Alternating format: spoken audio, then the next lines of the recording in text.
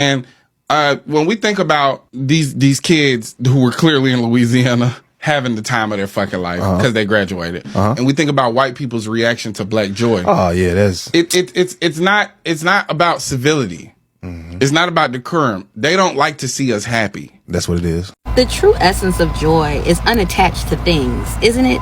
In fact, some would say if you have too many comforts, your access to joy might actually be distorted, because some of the things that you think are bringing out this authentic emotion within you are really just stimulants, things that are creating dopamine rushes inside of your body. That coffee that you can go buy, that gym membership that has all the perfect equipment, shopping sprees, commutes in fancy cars. White people being mad at Black children dancing at graduation is linked to slavery, because once upon a time, there was no Black joy that was allowed.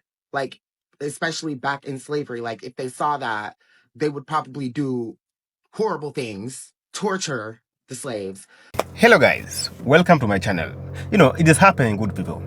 Across social media, classrooms, and even church pews, some white Americans are finally saying the quiet part very loud.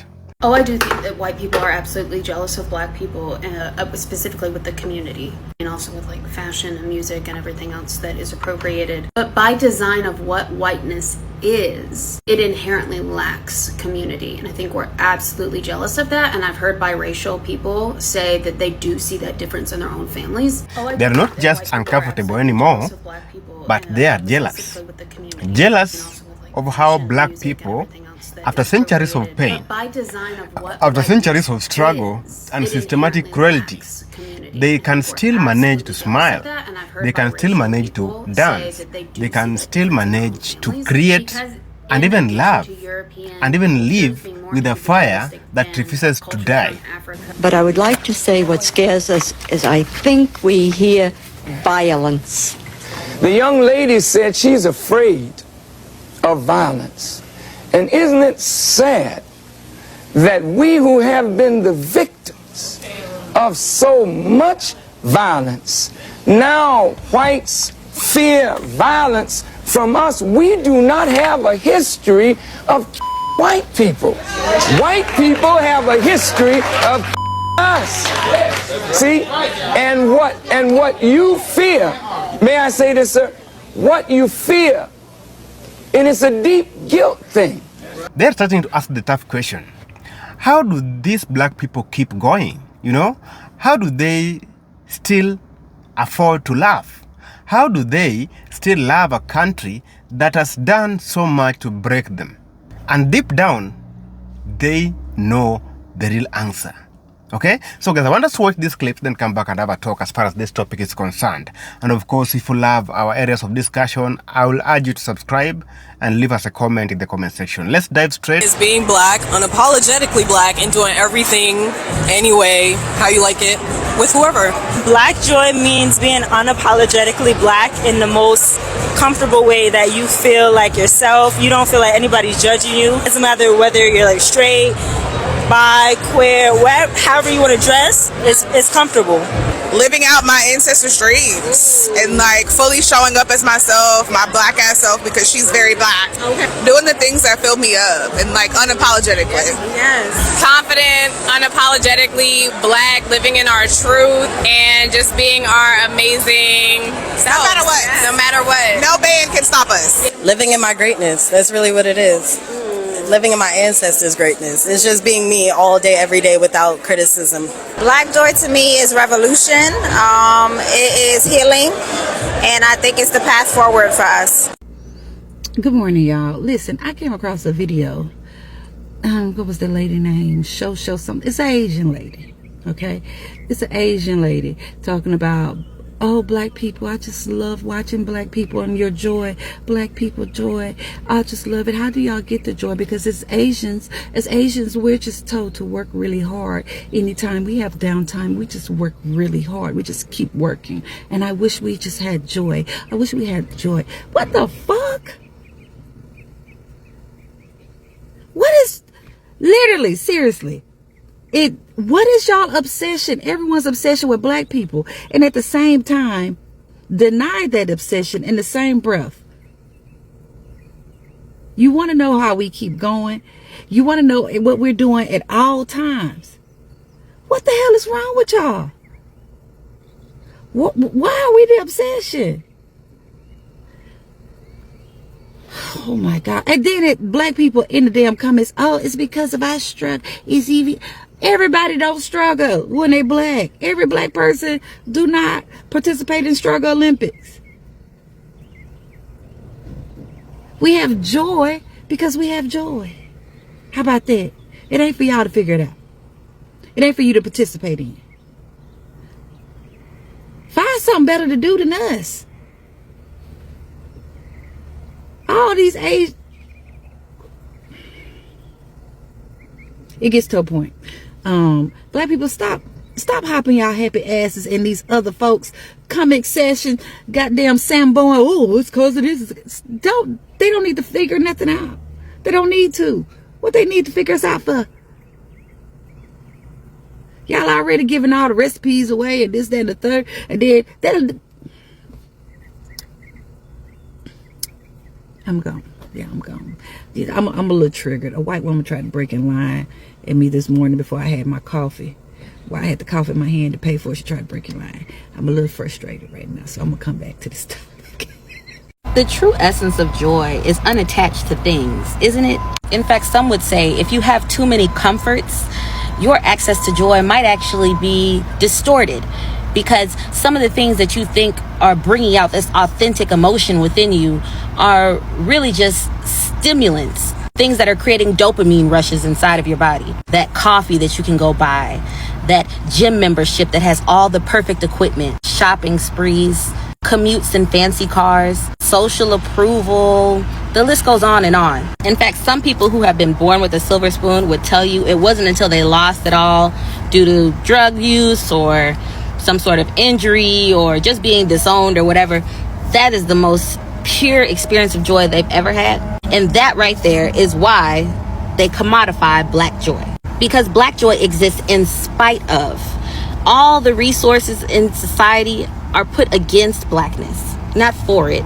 They would quite literally love to sell us new skin colors if we would buy it. And if they could put us in the back of some building and have us work the fields with bare hands until we passed out and never rose again, except to make more new people to continue that process, history tells me that they probably would. And still, we rise. With a smile on our faces, laughing and telling jokes, acting like the thing that's supposed to take us completely away from ourselves is nothing more than an inconvenience. And now that the tables are in fact turning, as they always do, and people who once had way more than they probably should have had their share of are now put in positions where they don't have access to the things that brought them joy. They're finding that that experience they had was very inauthentic, and coming across people who didn't have those things and still find access to joy, laughter, happiness, and a smile, well, you become one of the most profound teachers if you're willing to share your knowledge.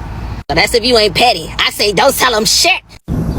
So I had some white colleagues ask me what I thought about Trump actually segregating whites and blacks, and I actually told them straight up, like, honestly, I would love that.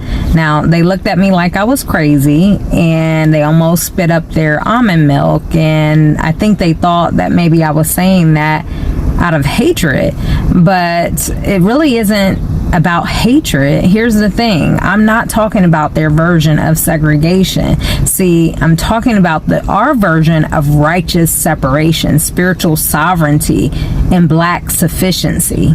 See, the truth of it is that integration was never about freedom. It was finesse. It was a system's way of saying, let's stop them from succeeding independently so we can profit from their brilliance directly. It was about control. And so I want us to be very clear about this. You know, we were never separate but equal. So that's a lie. We were separate and excelling. We had our own schools, we had our own banks, we had our own businesses, and baby, we were thriving. Black Wall Street, they burned it. Rosewood, they bombed it. Wilmington, they overthrew it. Why? Because we were doing too well without them, and they couldn't handle that. And so that's the truth. They didn't really want segregation gone. They wanted control. This is why we know that integration was just repackage of chains. When we were separate, we actually were building and excelling. And when they saw that we could excel without them, then it was like, oh no, we gotta take control and make sure that their labor is profiting us. So right around that time, they rolled out this whole standardized testing, ACT and SAT. Y'all remember that? They created this IQ ranking to measure their norms, not our brilliance. And then we were said we were behind when we really weren't. We were just building our own lane, not asking for theirs. See, I don't know about you all, but I'm kind of tired of the lies. It's very exhausting, you know, just the lies that continue to be promoted. And I want to talk about the melanin, because this whole thing that we're not smart enough, that we're not bright enough, is simply just a lie. And so, you know, all this testing that they're doing, and I have kids in school, and they're made to feel that they cannot achieve, and I have to remind them about their actual superpower, melanin.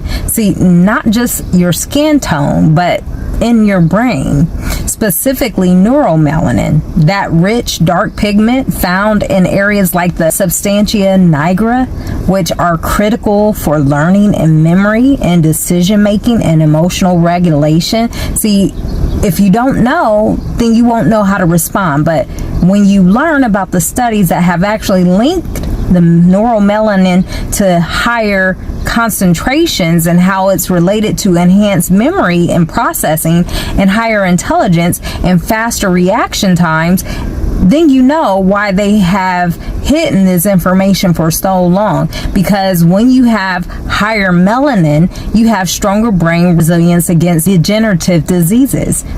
So translation to that is melanin doesn't just make you glow, it makes you grow.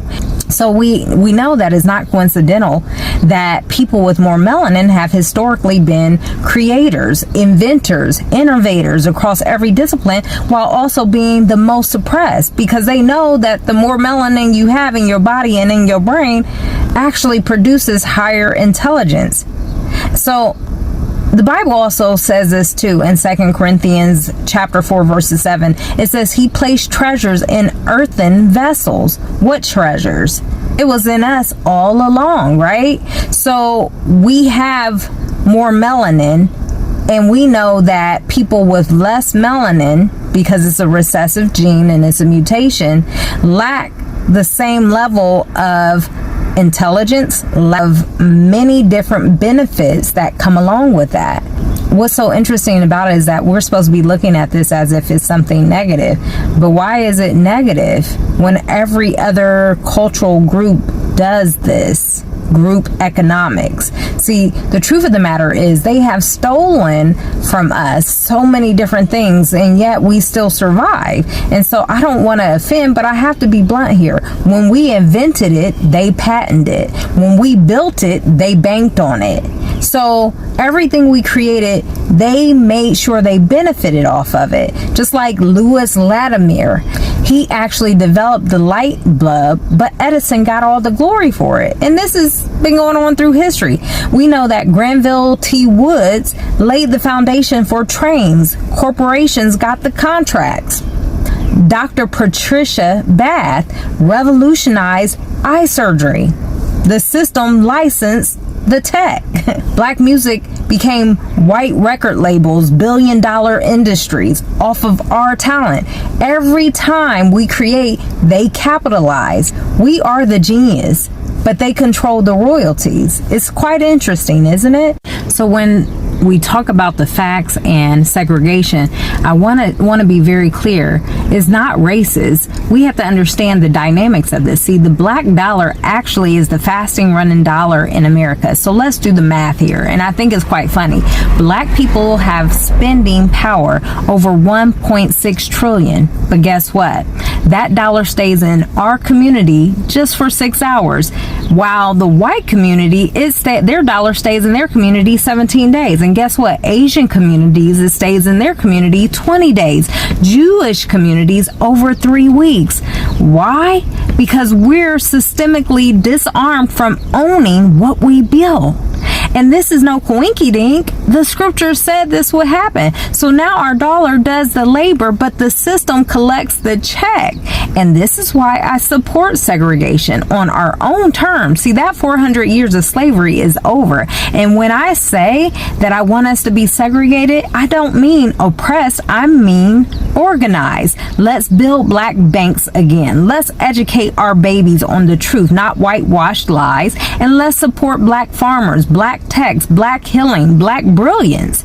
And no, it doesn't mean I hate white people. No, it means I finally love us enough to stop begging for scraps from a table we built but never welcomed to. See, the Bible told us about this. Yet, we hop, skip, and jump over the fact that Deuteronomy 28, 43, and 44 already said it. It says, the stranger shall rise above you high, and you shall come down low. They shall lend to you, but you shall not lend to them. And this is exactly what has been happening for 400 years plus years. We built houses, businesses, schools, and they took them and taxed them to death. But beloved, there's hope, because Deuteronomy 30 and 3 also says, and Yah will turn your captivity and have compassion upon you, and will return and gather you from all nations. So yes, I welcome segregation, because restoration is already in motion. And I want y'all to understand this. We are not asking for more, we're building. See, we were never given anything from you all. I'm not asking to sit at somebody's table anymore. See, I'm trying to go along with scripture and build my people, gather my people, not because they are more melanated, but because we need to know that we serve the Most High and that He's going to take care of us, because separation was never our curse. It was our covenant, and now it's our strategy. It says to come out from among them, be ye separated. 2 Corinthians chapter 6 verse 17. So this isn't about racism. It's about us reclaiming what is already ours. They're not really racist. They're jealous of us. They want to be Hispanic. They want to be black. They want to be Asian. They have parties, and our culture is their theme. They love Taco Tuesday. They love our food. They love to have parties on Cinco de Mayo. We don't even celebrate that. Cinco de Mayo is not Independence Day. They go and get tans. They inject their lips. They go and get BBLs. They're jealous of us because they want to be us.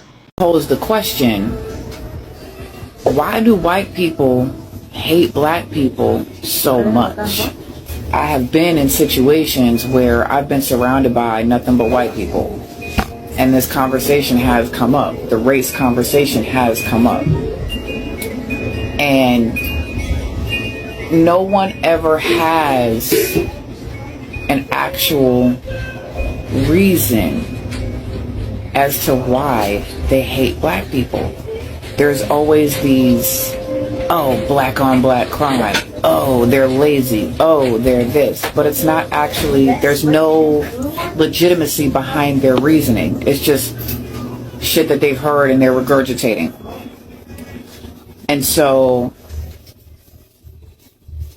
long story short, it really comes down to there is no reason.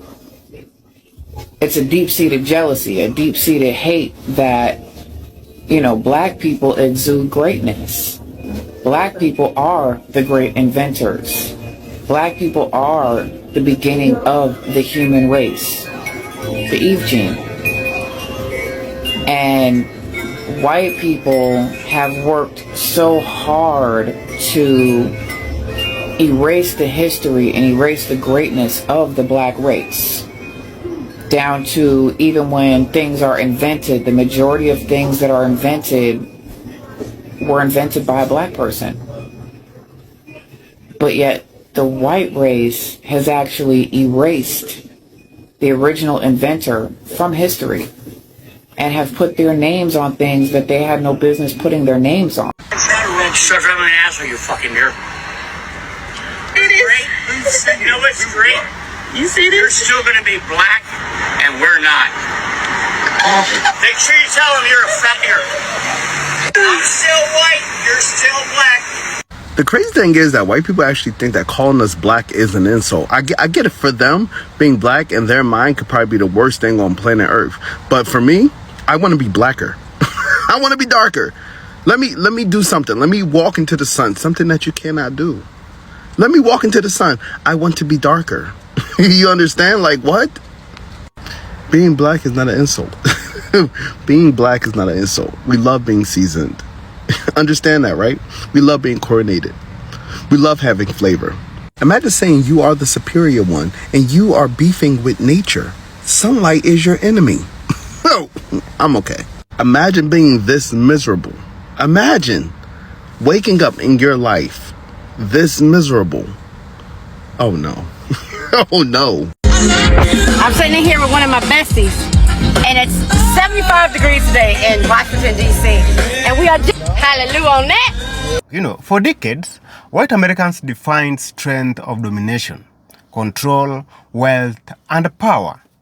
But now, they are seeing another kind of strength, the spiritual kind from the black people. The kind that comes from endurance. The kind that says that you can change my body, but you'll never cage my soul. And it's making them question everything they thought they knew about success, happiness, and even freedom. And in many videos or even interviews or even social media videos, you hear them say that they envy black people, how black people afford to love each other. And they wish their community had that kind of spirit. That black people can still find joy in places that they have crumbled. It is not admiration alone. It is envy dressed as a confusion. Because when the system gives you everything, you start to lose the things that really matters in your life. Connection, the culture, rhythm, and even the purpose. You know, black Americans turned trauma into rhythm. They have turned pain into poetry and oppression into art. And somehow, through all of that, they create a culture that is so powerful, you know, from music to fashion to language. Black expression became a global inspiration.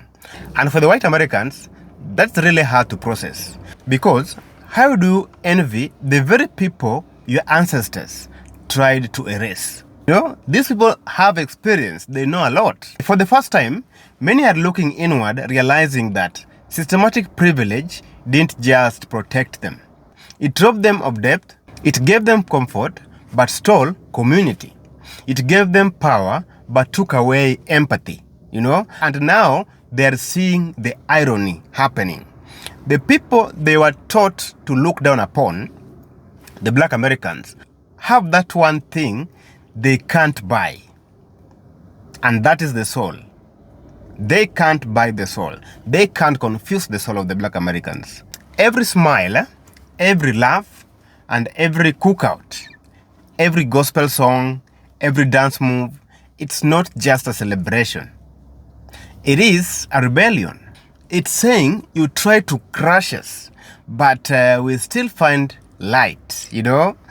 You tried to silence us, but we sing louder.